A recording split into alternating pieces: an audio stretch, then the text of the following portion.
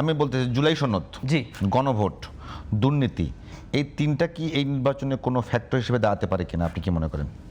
আচ্ছা জুলাই সনদ নিয়ে জুলাই সনদ আমি যেটা মনে করি, আমি সহজ প্রশ্ন জিজ্ঞেস করছি আচ্ছা, যে okay, fine, বলেন। এই তিনটা জিনিস আগামী নির্বাচনে আগামী নির্বাচন এই নির্বাচনে আচ্ছা আগামী নির্বাচন পরশুদিন নির্বাচন যেটা হ্যাঁ, জি। এই নির্বাচনে কোনো ফ্যাক্টর হিসেবে দাঁড়াতে পারে কিনা?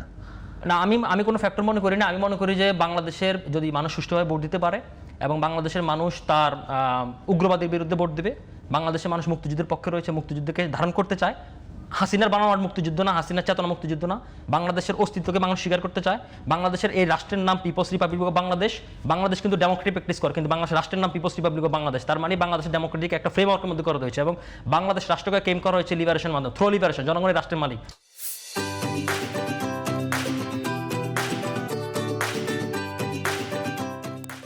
সুতরাং জনগণকে এই রাষ্ট্রের মালিকানা ফিরিয়ে দিতে এই নির্বাচনে মানুষ অংশগ্রহণ করে যে দলকে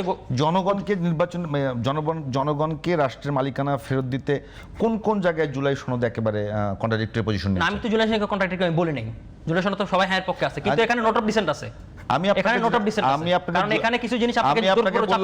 আপনাকে প্রশ্ন করলাম জুলাই সনদ, গণভোট এবং দুর্নীতি এগুলো আগামী নির্বাচনে বড় ফ্যাক্টর হবে না, ফ্যাক্টর হবে বাংলাদেশের মানুষ উগ্রবাদের বিরুদ্ধে ভোট দেবে না। দুর্নীতি হতে পারে, মানুষ অনেক প্রার্থী পছন্দ করে মানুষ ভোট দিবে না, চাঁদাবাজির বিরুদ্ধে মানুষ কথা বলবে। এই কারণে এই তিনটা জিনিসে সরকার ক্যাম্পেইন করছে এবং না দুর্নীতির বিরুদ্ধে মানুষ ভোট দিবে, চাঁদাবাজির বিরুদ্ধে মানুষ ভোট দিবে, মানুষ বাজে প্রার্থীর বিরুদ্ধে ভোট দিবে।